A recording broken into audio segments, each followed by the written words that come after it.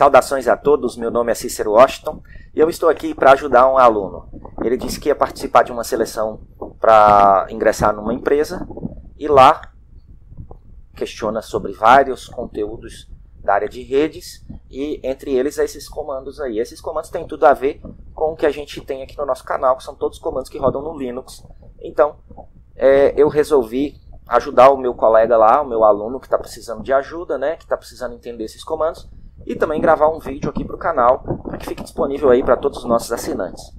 Então, a gente vai falar desses comandos aqui hoje. Eu estou achando que é muito, talvez o vídeo fique um pouco maior do que eu gostaria, mas a gente vai falar desses comandos. O ambiente de teste que eu preparei para isso aqui. Eu usei um Google Cloud Platform, eu já tinha aqui uma máquina que está rodando um Moodle de teste, que eu usei na FJN.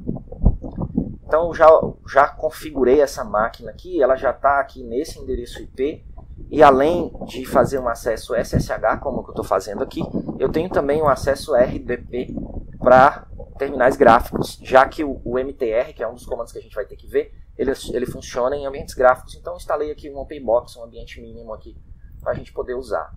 Vamos começar aqui então com o ping, que é o primeiro comando que está na lista lá. Ping www.uol.com.br. Então, ele manda questionamentos, né, que é o echo request, ele recebe respostas, que é o echo reply, e para cada uma dessas requisições e respostas, ele calcula aqui um número de sequência, né, uma contagem aqui sequencial, um TTL.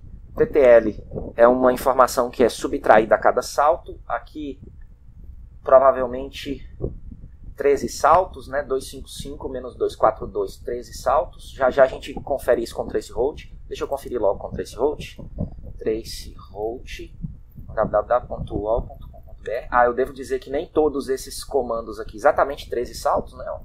Nem todos esses comandos vêm disponíveis em todas as distribuições, então alguns deles precisam ser instalados, mas eu não vou abordar essa instalação, porque senão o vídeo vai ficar muito grande. Esse é o traceroute, já já eu falo um pouco mais dele, ele mostra quantos saltos a informação dá até chegar no seu destino. Mas eu vou voltar para o ping, porque o ping, 90% das vezes a gente usa desse jeito, mas tem aqui algumas opções interessantes. "-c4 tem um comportamento aqui não é traceroute, aqui é ping, desculpa aí a vergonha que eu passei. Ping, agora sim. Aqui ele tem um comportamento parecido com o ping lá do Windows, ele manda 4 pacotes, espera 4 respostas e faz as estatísticas baseadas nisso, né? Ele faz aqui estatísticas finais, né? Quantos recebeu, quantos perdeu, né? O tempo de teste, mínimo, média, máximo, não sei se isso aqui é derivada, eu não sei, né? Desvio, eu acho. E aqui tá as informações estatísticas. Para cada pacote ele faz aqueles mesmos cálculos. Eu acho que eu não tinha comentado que o último aqui é tempo, né? Então ele calcula o tempo de cada um. "-c então, menos count, contagem de quantos pacotes devem ser enviados. Vamos verificar aqui, "-i", que é de intervalo 0.2. Então no lugar de mandar a cada 1 segundo, ele manda a cada 0.2 segundos. Ele não aceita menor do que 0.2. Deixa eu colocar 0.1, aí ele diz, olha, o menor permitido é 200 milissegundos de intervalo. Então vou voltar aqui para 2. Deixa eu dar um Ctrl L aqui também para a câmera não atrapalhar. Outra opção aqui interessante. Tem o "-i" maiúsculo, que é uma opção interessante. Mas isso aqui só funciona se você tiver mais de uma interface configurada. Não é o nosso caso aqui. Eu não tenho mais de uma interface configurada. Então "-s", "-s" é interessante. Vou colocar aqui 200 bytes. Lembram que sem o "-s", os pacotes tinham 64 bytes de tamanho. Com o "-s", eles têm 208. Né? Tem um acréscimo aqui de alguns bytes do próprio IP. Né? Nós temos também opções "-4 para IPv4 e "-6 para IPv6, só que eu não tenho uma rede IPv6 configurada e por isso ele não vai conseguir usar o ping aqui com IPv6. Bom, o "-s" tem um limite, né? Deixa eu colocar 2000 aqui. Olha aí, o UOL responde, é o UOL, né? O UOL responde a 2K. Vamos tentar com o Google aqui, Ctrl L. ping para www.google.com -s 200. 200 ele responde, mas veja, ele não responde a mesma quantidade que eu enviei. Ele responde só 72. Você mandou 200, mas eu não vou te responder 200, eu vou te mandar só 72. Vamos mudar isso aqui para 2K, que funcionou no UOL. Ó, no Google não responde. Ei, você está me mandando um ping de 2K. Para um ping não precisa dessa quantidade de informação, então não vou aceitar não, vou descartar. Né? Justamente prevendo que possa ser um ataque, né? Alguma coisa desse tipo. Vou dar um Ctrl C para ele parar. E aqui acho que a gente exemplificou bem as opções do ping. Ping. Deixe-me dar uma passada rápida aqui nas opções. Audible ping, broadcast, count. As principais informações com certeza são essas. As principais informações, aqui eu tenho como dar o TTL, né, o "-s" que a gente já viu. Timestamp, para no lugar de mostrar aqueles intervalos, mostrar o timestamp mesmo, né? "-v" de verboso, né? As principais opções já foram, essas são as principais. Então, só para um exemplo aqui mais clássico aqui, deixa eu mudar isso aqui também para um número menor. "-i", "-4", "-c4". Então aqui está um exemplo com praticamente tudo que a gente viu do ping. Vamos, já que eu comecei a falar do traceroute, vamos falar do traceroute agora. Traceroute, www.uol.com.br. Eu vou manter aqui o UOL como nosso exemplo. O UOL, principalmente para o comando host, que tem a ver com DNS, ele é um ótimo exemplo. Como é que o comando traceroute funciona? Ele manda um ping com TTL1. Esse ping vai chegar no primeiro roteador, o roteador vai descartar e vai devolver uma mensagem de erro. O roteador vai subtrair esse valor, vai zerar o TTL, vai descartar o pacote e vai devolver uma mensagem de erro. E aí ele consegue descobrir o IP do primeiro roteador na rota para o UOL. E aí faz com TTL2. Passa pelo primeiro, ele subtrai, vira 1, ele não descarta, passa para o próximo roteador, subtrai, vira 0. Toda vez que vira 0 ele descarta e manda uma mensagem. Então ele descobre o segundo roteador. E aí ele repete isso e descobre o terceiro, o quarto, o quinto. Eventualmente, ele pode chegar num roteador que está configurado para não responder a ping. Ele sabe que tem alguém no salto 10, no salto 11 e no salto 12. Mas ele não conseguiu descobrir porque esse cara não respondeu a nenhum dos 3 pings. Esse cara aqui, ó, falhou um dos pings, mas ele respondeu os outros 2. Então significa que esse cara existe de fato. E se ele responder, eu tenho como descobrir o nome e o IP dele. Ele só não descobre o nome se não tiver um nome configurado. E aí ele repete o IP, né? Então, o traceroute serve para isso. O traceroute, ele é muito útil para identificar qual é o trecho da rede que está com problema. Então, principalmente para quem trabalha num provedor, eu vou tentar passar por essa rota até chegar nesse destino. Só que só chega nesse roteador. Então, o problema provavelmente é nele ou no próximo roteador, né? Traceroute, então é isso. Vou no manual do traceroute só para ver se tem alguma traceroute, para ver se tem alguma opção interessante. O -4 e o -6 igualzinho lá do ping que a gente acabou de ver, né? Hoje tô cheio dos apagões, né? Esse aqui -i device, para dizer por qual device eu quero que ele comece, né? Por qual dispositivo. -TTOS para quem estuda aí sobre priorização de tráfego. Para o pessoal que gosta de MikroTik, eles chamam isso aqui de marcar pacote, né? Não é o nome mais apropriado do ponto de vista teórico, mas o pessoal que usa MikroTik chama dessa maneira. O pessoal que usa Linux também costuma chamar dessa maneira, né? Aqui é o número máximo de TTLs, né? Por padrão esse número é 30, ele tenta 30 saltos, não tenta mais que isso. Mas você pode querer que... Não, eu quero uma rede que todos os pontos sejam acessíveis com 10 saltos, 15 saltos. E aí você vai configurando para usar saltos aqui menores. Ok, as principais opções são essas. -G gateway, essa daqui é importante. Eu quero que o traceroute passe por essa rota, né? No caso de um computador que tem mais de uma rota padrão, não é o nosso caso aqui, IP route. né? Ele só tem uma rota padrão, um acesso para a internet.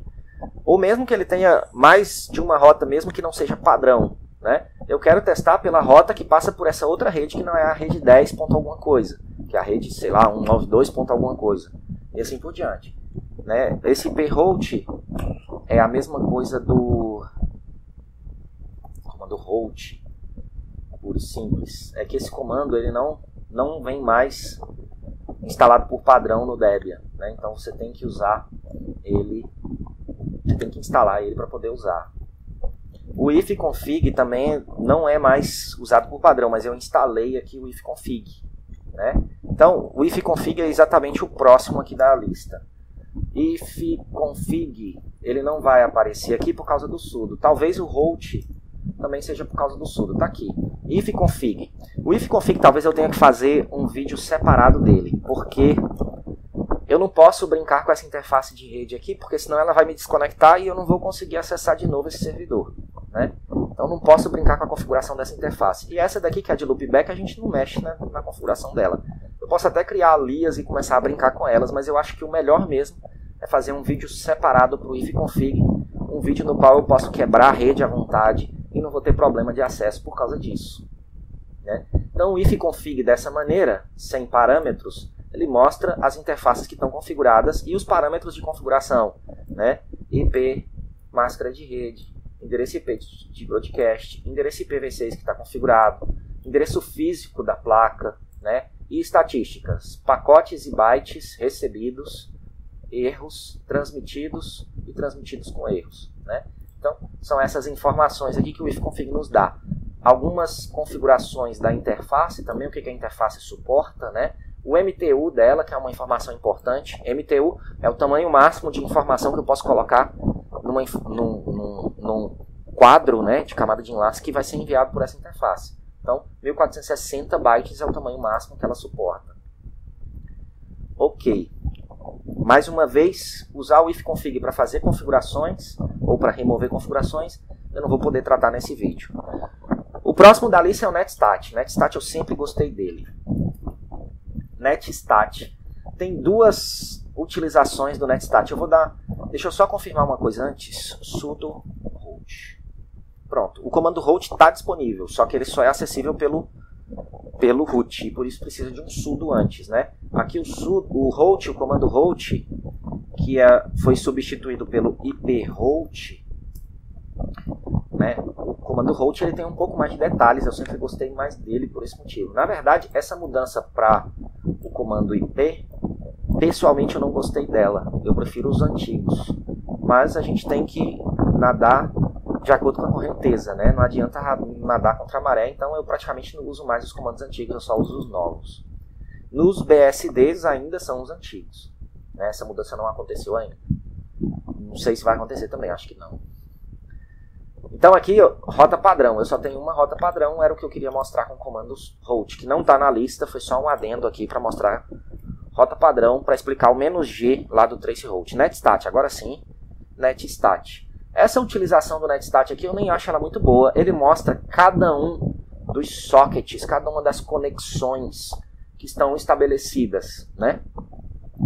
Então, aqui está a referência de cada uma das conexões. Para quem estuda sistemas operacionais, talvez isso aqui seja uma coisa mais interessante de analisar. Mas para quem estuda redes, tem duas utilizações do netstat que eu considero mais importantes.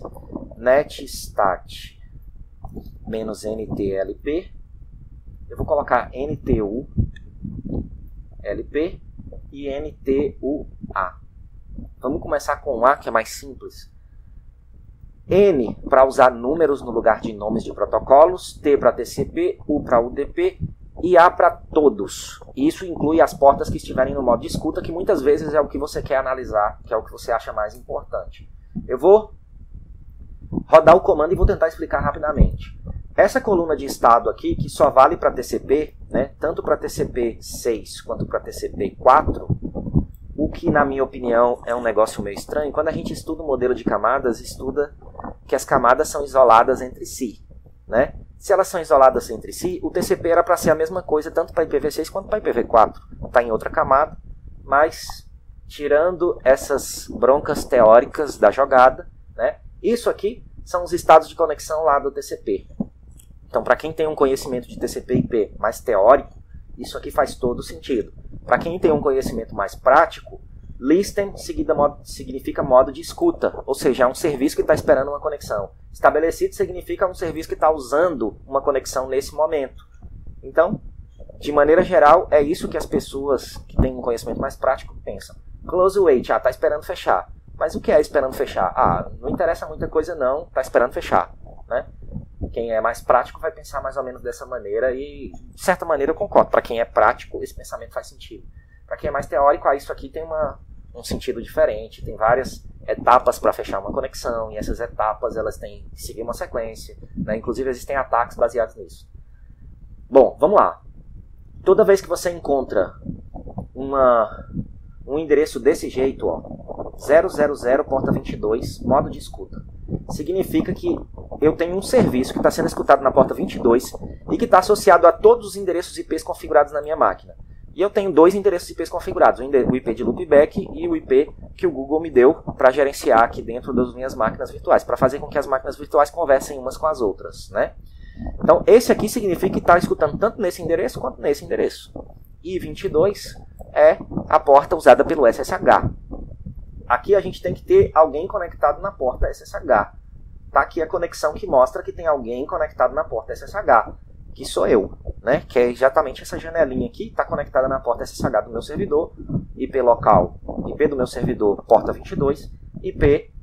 Esse IP aqui nem deve ser o meu IP de fato, deve ser um IP que o Google usa para o servidor web que me mostra essa janelinha aqui, porque esse acesso aqui não é um SSH puro, né? Eu estou passando por um servidor web do próprio Google, né? Que é esse do Cloud Google.com, ssh.cloud.google.com, né? Então deve ser o IP desse servidor aqui ou de algum servidor associado a esse serviço. Nossa máquina também está sendo cliente aqui de uma porta 80. Isso é feito pelo Google. Deixa eu ver se eu consigo mostrar aqui. Eu vou fugir do netstat ps, menos ao x pipe less. Cadê meu pipe? Less. E vou procurar aqui. Se não me engano é Python. É um serviço do próprio Google. Pronto. Ó.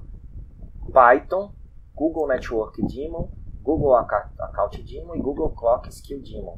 Né? Clock Skill é a diferença de relógio. Esses serviços aqui eles ficam conversando com o servidor web o tempo todo para poder sincronizar essas informações, né? Da minha conta, da rede que eu configurei, do firewall que eu configurei, né? E da diferença de relógio para acertar o relógio. Então, essas conexões que a gente está vendo aqui no netstat, estabelecidas aqui para um servidor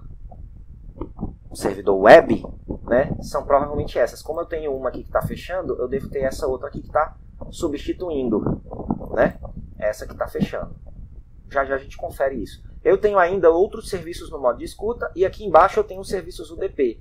Para UDP não existem esses estados aqui, só para TCP, né? E aqui, olha, eu tenho alguém escutando na porta 68 em todos os meus endereços IPs.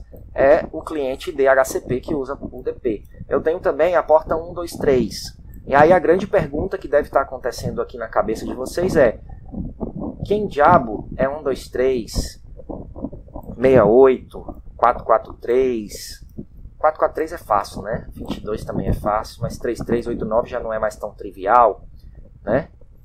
Quem são eles? E o próprio netstat resolve isso pra gente, colocando aqui no lugar do NTUA, NTULP. E aqui vale a pena rodar com sudo. Veja que ele não completou a lista aqui para mim, né? Eu vou colocar um sudo aqui, Ctrl L,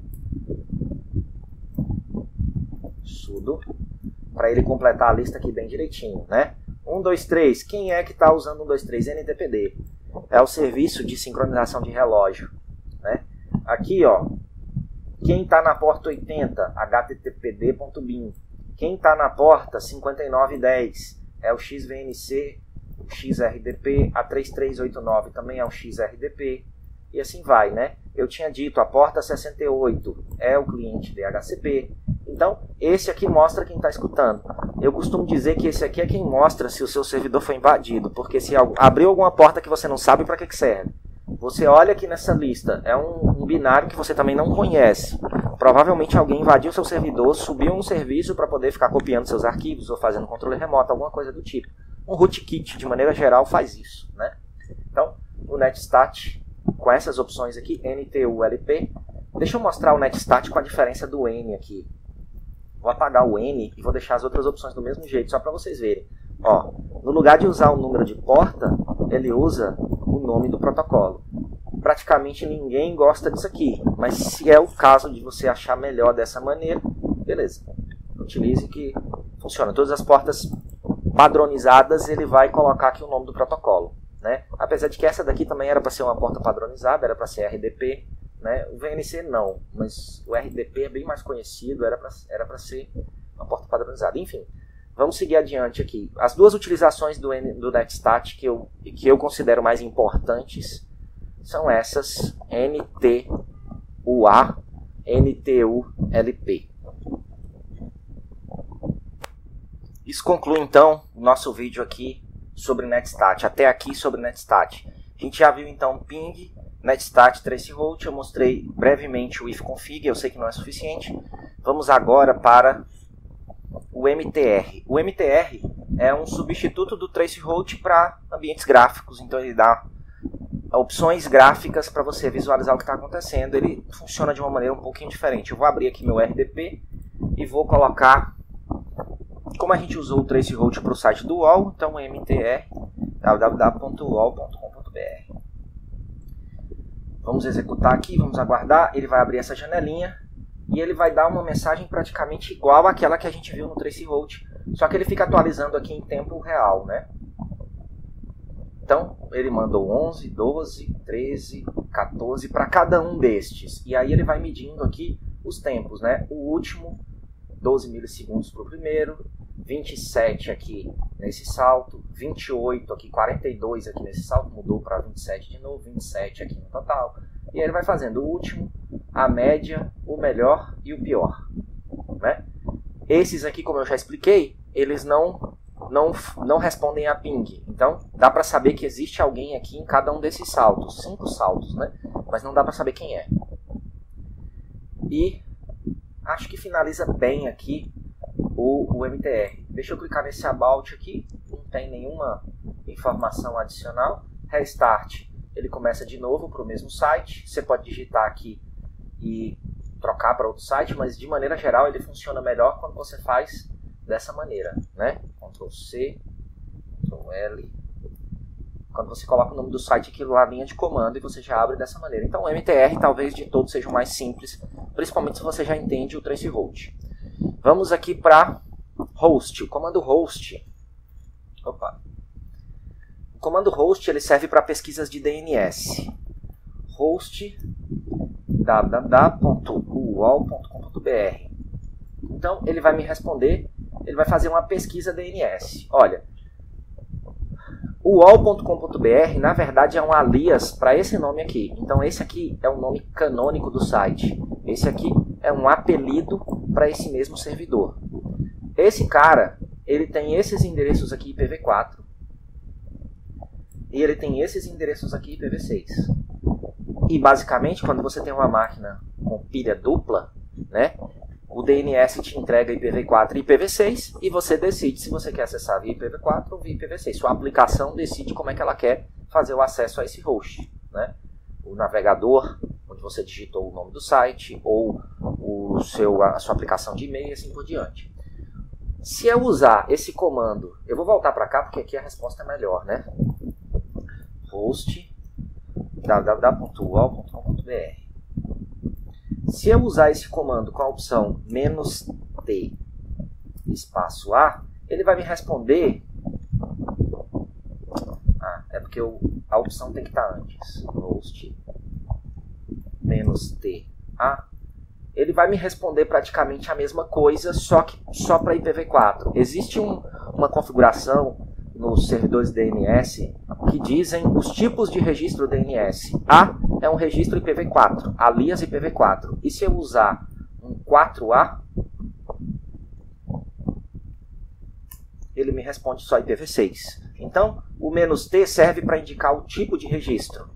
E o A e o 4A são dois tipos de registro, equivalentes para IPv4 e IPv6 respectivamente. Se eu mudar isso aqui para o nome de domínio, sem o nome da máquina, uol.com.br é um nome de domínio. Aqui eu consigo ver algumas coisas diferentes. Ó. Aqui ele está dizendo qual é o IP da máquina que responde por uol.com.br, né? Tanto IPv4 quanto IPv6. E ainda tem aqui, olha, um de e-mail.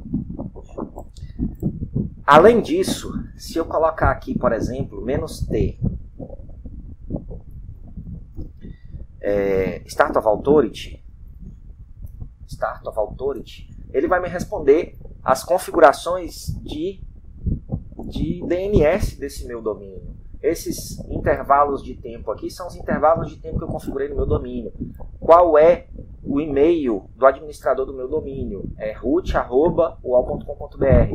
Qual é o meu servidor DNS primário desse domínio, né? Então aqui eu tenho configurações do meu DNS. O host, comando host com opção "-t", SOA, mostra informações de configuração do domínio. Se eu mudar de "-t SOA para "-t NS, name server", ele vai mostrar quem são os servidores de nome desse domínio.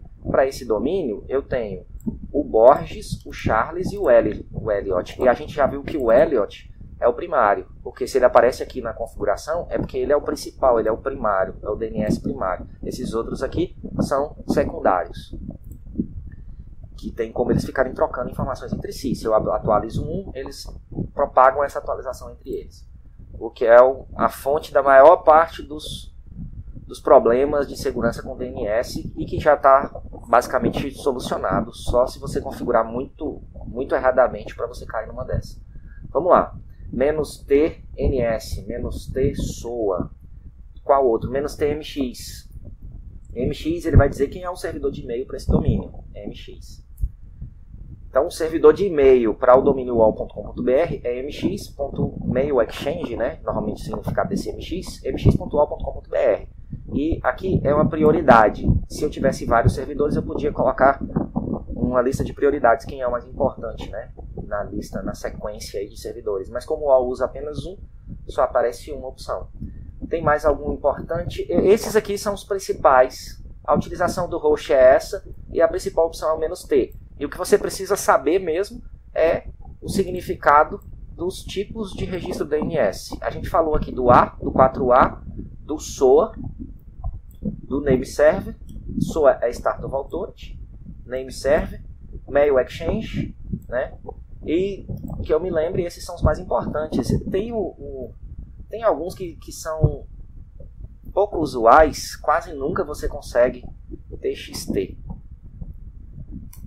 TXT é texto. Eu quero escrever um texto qualquer sobre esse servidor. E aqui eles colocaram, eu até não esperava ver, né? Mas está aqui.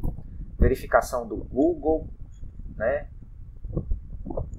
Eu nem esperava que o TXT fosse retornar. O info também é utilizado, né? Mas o info é info ou inf? Agora eu fiquei na dúvida. Eu não lembro se é info ou inf, mas no caso aqui nenhum dos dois está configurado, né? Ele não aceita nenhum dos dois. Acho que é info, com O no final mesmo. E quando você monta o seu próprio servidor DNS, você pode fazer, né, tanto o TXT quanto o info para pesquisar informações. Info normalmente é a informação do servidor, o hardware daquele servidor, o sistema operacional que roda nele. É normal que não coloque o info por questões de segurança, né? Eu estou dando informações ali que podem ser consultadas publicamente sobre o meu servidor, que podem ser usadas num ataque mais rebuscado. O TXT não, o TXT é para opções adicionais. E aí, como ele é um TXT, você pode escrever qualquer coisa nele, e por isso é mais comum encontrar o TXT. Apesar de que mesmo assim eu não esperava que fosse tão fácil como foi no caso do UOL. Host, então, a gente termina. Eu vou continuar aqui com Ruiz, porque o Ruiz tem tudo a ver com o host. O host é especificamente de DNS. E o Ruiz, ele verifica as informações que você utiliza lá no DNS para saber quem é você. É como se fosse o seu contrato de servidor DNS, né? Então tá aqui, olha, é o domínio uol.com.br, o proprietário é o Universo Online, né? Aqui é a identificação do proprietário, deve ser o CNPJ, né? Quem é o responsável, né? Aqui era para aparecer um nome de alguém, mas contato da entidade UOL, eles colocaram uma coisa genérica, qual é o país, proprietário, técnico, aqui é o servidor de nome, aqui o outro servidor de nome, o outro servidor de nome, status, né? Quando está expirado, é isso aqui que muda para expirado, né? Por algum tempo ele continua sendo seu, mas ele pode expirar. Aqui foi modificado em 2017 e ele pertence ao UOL até 2023. Então, até 2023 não tem a mínima chance de ninguém conseguir usar esse domínio que não seja o UOL. Depois de 2023, se o UOL não renovar, aí ele pode cair numa lista, alguém pode acabar contratando esse nome de domínio. Obviamente uma empresa igual o UOL não deixa isso acontecer. Então aqui as informações de contato, né? É o contato administrativo, o contato de cobrança e o contato técnico. E os e-mails, e aí as atualizações, quando isso aqui foi atualizado. Essas informações aqui são comentários, né? cert.br é o responsável por essas informações aqui do UOL. Então o RUIS é o comando que faz isso. Tá faltando tá faltando um Nmap para a gente concluir aqui a nossa listinha. Opa, abri errado aqui. Ctrl L, eu apertei Ctrl N e abriu outra página do Firefox. Nmap. Seria bom que a gente não brincasse com um site assim. Mas o Nmap ele tem basicamente três formas de operar. "-f de fast, rápido, www.uol.com.br. Aí ele começa a trabalhar e ele começa a investigar informações desse cara, né? Então, outros endereços do UOL, registro de DNS do UOL, quais são os serviços que estão disponíveis lá no UOL 8443. E tudo isso foi investigado em 2,31 segundos. Esse aqui é a forma que a maioria das pessoas utilizam quando querem saber informações adicionais de um host. E aqui, por exemplo, principalmente isso aqui, é uma fonte muito importante de informações que são usadas para ataques, né? Porque se tem algum serviço inseguro aqui, a pessoa vai querer atacar esses serviços aqui. Vou tentar descobrir qual é a versão desse servidor web, né? 8443 são portas HTTP e HTTPS. Vou saber qual é a versão desse servidor web para saber se ele está desatualizado, se ele tem alguma brecha de segurança conhecida, né? Normalmente os ataques começam com uma investigação muito parecida com essa. E óbvio, se os atacantes podem fazer isso, você também deveria fazer isso para evitar esses ataques. Vamos continuar aqui com a opção "-p" para indicar a porta, né? O Nmap é outro que talvez um vídeo só para ele fosse uma coisa mais dentro da realidade, né? O Nmap tem muitas opções. "-p80", ele investiga só a porta que eu quero, e isso normalmente deixa a coisa mais rápida. Então, se você já sabe que os servidores, todos eles têm uma porta ativa, né? Porta 22, por exemplo, então você faz só na porta 22 e aí você já sabe a lista de todos que estão ligados. Você pode fazer uma lista de IPs, por exemplo. Qual é meu IP aqui? Ctrl C. IP ADD 10.142.02. Vamos colocar assim. Nmap "-p80 10.142.0. Do 2 ao 30. Não vamos exagerar também não, porque senão vão confundir a gente com o atacante e daqui a pouco bloqueiam o meu servidor. Então ele vai tentar para cada um desses IPs. Ele só encontrou o meu pelo jeito, né? Ó. 29 endereços escaneados, né? Do 2 ao 30 inclusive. E aí ele só encontrou no meu. Vamos aumentar um pouquinho esse range. Vou colocar 200 aqui. Aguardar aqui agora vai demorar um pouquinho mais, porque a quantidade de endereços é maior. Aqui é o tempo, né, latência para esse servidor. É 1 microsegundo, né? Muito rápido porque está na mesma máquina. Vamos aguardar mais alguns instantes. Se demorar demais eu cancelo. Mas só para mostrar para vocês que é possível fazer uma faixa inteira. E por isso o Nmap é muito usado para esse tipo de coisa. Não encontrou ninguém nos 199 endereços. Ah, professor, 200 menos 2 dá 198, mas é porque aqui ele está contando com 2, né? Quando você faz 200 menos 2, você não está contando com 2. Então, 200 menos 2, inclusive, conta também o 2 e por isso vem um IP a mais.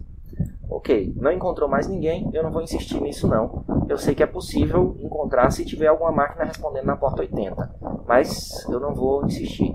Vamos fazer aqui o SV, acho que é o SV que descobre o sistema operacional. Vou apagar esse 80 e vou colocar S minúsculo, V maiúsculo. SV. Deixe-me ver se é ele que descobre o sistema operacional. Eu sempre me confundo se é o S ou se é o O. Acho que na verdade os dois servem para isso. Vamos aguardar aqui alguns instantes.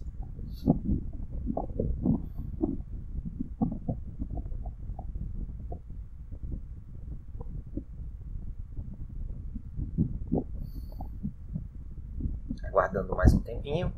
A gente já está aqui finalizando, né? Eu vou aproveitar, vou fazer aqui um Ctrl N, Alt D, www.certificações.net.br. Esse é o site onde a gente tem todos os nossos cursos disponíveis. Eu vou acessar aqui o site para que vocês vejam. A gente tem aqui no site 17 módulos. O professor Juliano está trabalhando no 18º e eu estou trabalhando no 19º. O professor Juliano está fazendo um módulo só sobre segurança e eu estou trabalhando no módulo sobre FreeBSD. Aqui está a lista dos módulos. Se você quiser ver a lista completa, é só clicar no mais. E aqui tem a lista com todos os módulos aqui. Alguns aqui foram retirados, por isso estão cinza. Eu nem vou mostrar para não gerar expectativa. Esses cursos não vão ser mais colocados. E aqui nós temos aqui todos os cursos que tem disponíveis, incluindo alguns que foram retirados, e por isso eu não vou mostrar a lista completa. A gente precisa realmente tirar esses cursos para que eles não apareçam mais. Eles só aparecem na minha lista porque eu consigo ver todos os módulos, inclusive os que estão desativados. Atualmente, se a gente vier aqui na página inicial, nós temos aqui todos os cursos pelo preço de R$ 249,99. A gente tem aqui cursos de certificação, que só um curso de certificação desse já vale mais do que esse valor, né? Com PagSeguro, onde você pode parcelar, com todas com acesso vitalício, você sempre vai poder acessar os conteúdos desses cursos que estão disponíveis lá, né, enquanto eles puderem ficar disponíveis lá. E cursos, como eu já disse, simulados de certificação. Nós temos nossa própria certificação, né, True Certification Linux, né, ou Linux True Certification, LTC é o nome da certificação. Então, se você não pode investir numa certificação reconhecida mundialmente, né, você adquirindo os nossos cursos, você já pode fazer uma prova e adquirir sua certificação feita por nós mesmos. O professor Juliano, ele fica assistindo enquanto você faz a prova, para garantir que é você quem está fazendo a prova. Ele grava esse vídeo, né, para garantir para terceiros que você fez essa prova, né? Então você consegue verificar de fato o seu conhecimento e comprovar isso para terceiros. Nós temos aqui então o nosso pacote aqui no certificações.net.br. Não deixem de conferir aí os nossos cursos. Vamos voltar para lá só para verificar se ele já conseguiu aqui, olha.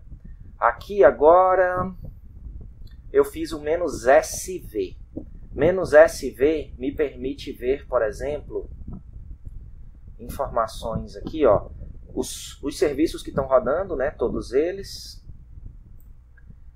Deixa eu dar um enter aqui. Aqui ele não conseguiu identificar corretamente o sistema operacional. Ele deu aqui um genérico, né? Pode ser Linux, pode ser Windows, pode ser PE, né? Em outras palavras, ele não conseguiu. Deixe-me só fazer uma última tentativa aqui.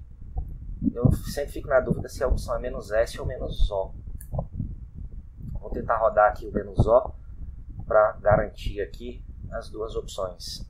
Bom, a opção "-O" existe, porque senão ele teria dado uma mensagem de erro aqui, não teria completado o comando, né? Ele está tentando aí. Vamos aguardar uns instantes aqui enquanto ele faz a análise. Enquanto ele faz a análise, eu lembrei de uma outra coisa. Além do Nmap, e esse não está na lista lá, existe também o Zinmap. O Zinmap basicamente é a mesma coisa. Ele só roda se você for um usuário root, né? Ele até abriu aqui, mas eu vou fechar e vou abrir ele com sudo.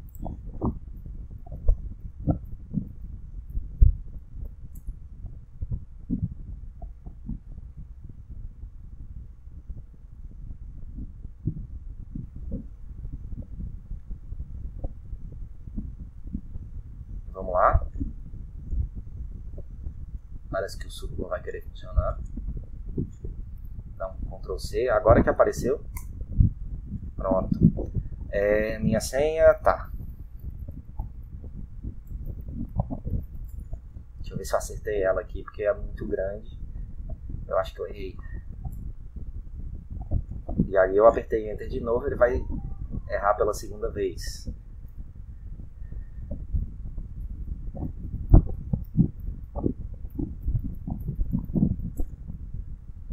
Ok, deu uma mensagem de erro. Não vai conseguir subir como root. Então eu vou tentar aqui sem root mesmo, Zinmap. Aqui eu vou colocar como target eu mesmo, 127.0.0.1. Aqui é 127 e não 172, 127. E aqui ele já está sugerindo qual é o comando que você deve usar. Deixa eu tirar aqui essa letra que eu digitei a mais e eu vou começar simplesmente com um scan aqui, né? E aí ele já começa a fazer a descoberta, os serviços. É basicamente uma interface gráfica para o Nmap. E tanto que ele usa Zinmap. Aqui, topologia, tem uma coisa interessante aqui. Você consegue desenhar a topologia da rede baseado nos IPs que você mandou ele escanear aqui. Pode ser uma lista, pode ser um arquivo de texto com a lista, né? Então ele vai desenhando a topologia. Então o Zinmap ele tem essas vantagens. Deixa eu voltar para cá. O -O, ele não descobre o endereço, o sistema operacional, porque ele não mostrou aqui, né? O sistema operacional que está rodando na máquina. -S mesmo para descobrir o sistema operacional, ele descobriu todos os serviços que estão rodando aqui, né? Todos os serviços TCP que estão rodando aqui. Ele não conseguiu descobrir o sistema operacional, o Zinmap nem sempre consegue. Os servidores do Google Cloud, eles têm um firewall bem elaborado, bem configurado. Então eu acredito que não vai conseguir, principalmente por esse motivo. Você pode testar aí na sua máquina, desativa o firewall, faz o teste para ver se consegue algum resultado diferente. E com isso eu concluo esse vídeo. Passei por todos os comandos que a gente tinha aqui na lista. Ping, if, config, realmente foi muito superficial. Netstat, traceroute, mtr, nmap, host, ruiz. Só deixei o nmap para o final, né? Mudei um pouquinho a ordem das coisas aqui, mas falei de todos eles. Eu espero que vocês tenham gostado. Confiram os nossos cursos e até a próxima.